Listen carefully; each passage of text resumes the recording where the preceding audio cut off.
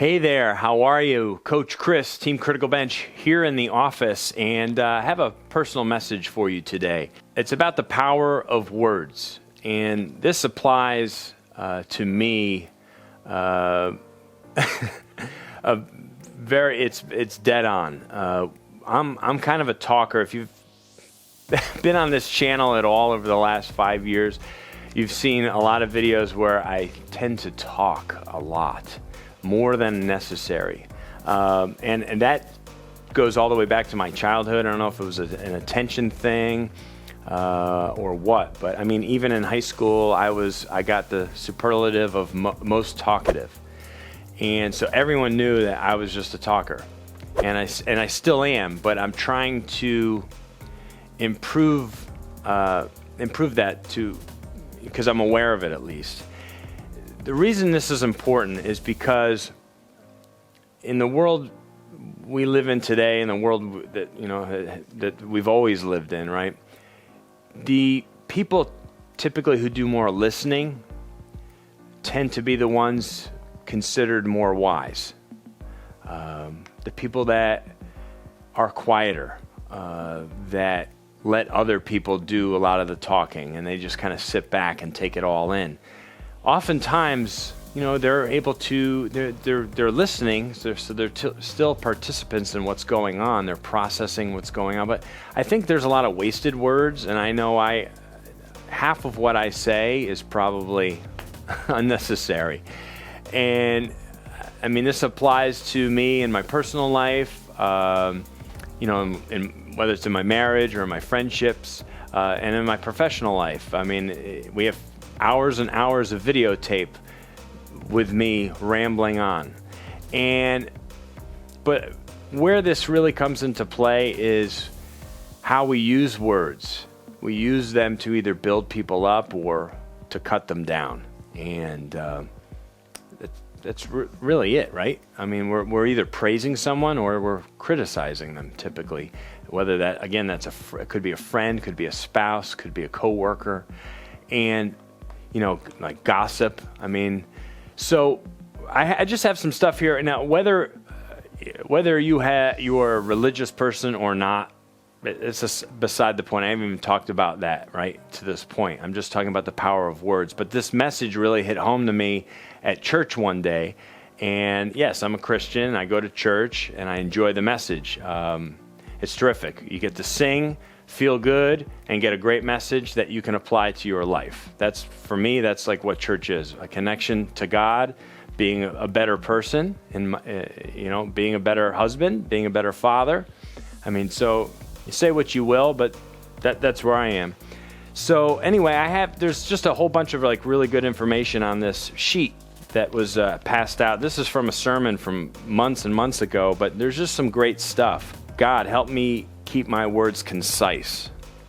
Help me keep my words concise and wise. And then this is kind of building on itself. God, help me keep my words concise, wise, and life-giving. And the last one was, our words are either fueling hope or hopelessness in others, right? So the power of words. Positivity, negativity. And what do people remember most about you? There's famous quotes and stuff out there. People don't remember exactly like what you said or what you did in your life, but they remember how you made them feel. That's what they remember. Did you make them feel good? Did you make them feel bad? Or, was there just kind of no feeling at all, no connection? So in my life, I recognize I have a platform here on our YouTube channels and in the work that I do to help people with my words. And, this is something I've always loved to read and write. I've always loved words. And so maybe that contributed to my talking, the fact that I love to read books and I love to write stories. And that was always my strength in school growing up. Whenever there was an exam or a test that had to, in college especially, when they would hand out those little blue, I don't know if they're blue anymore, those little blue books they were like, had like, 15, 20 pages in there of white lined paper, and you get your question or whatever, and it was they basically wanted an essay answer back.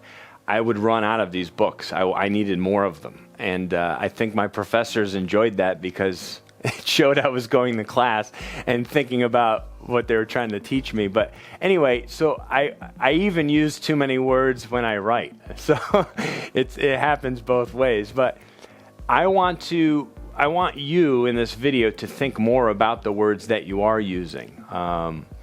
Whether when you're talking to someone you love, someone you don't like, or someone that you work with, it's a terrific message, and it really made me take a moment and think about my use of words and the power of them.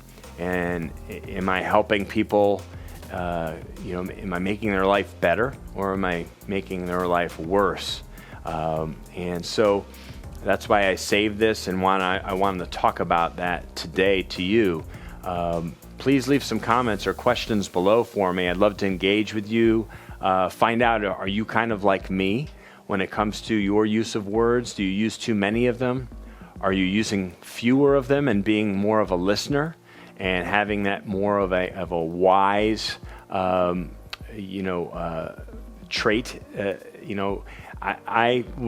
As I get older, would hope that I'll be perceived as a wiser or as someone who has wisdom, because I actually will take the time to listen to people, and listening is just such a powerful way to connect with people, and hearing what they have to say, right?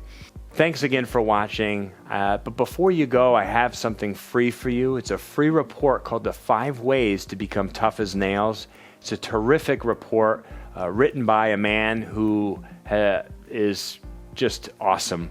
And his name is Mike Gillette. And he just knows, talk about a guy who knows about being tough in life. And it's not just physical toughness either, by the way. There's 2 ways you can get this awesome report. You can click the link underneath this video, that top link you see, criticalbench.com/tough. Enter your email. You can download that report instantly. Another way to get it is just to click the link that you see right there, and you have instant access to that. Also, be sure to subscribe to our YouTube channel. Check out these other terrific videos that we have on our channel. Thanks so much for watching. Like I said, leave those comments below, and I look forward to engaging with you.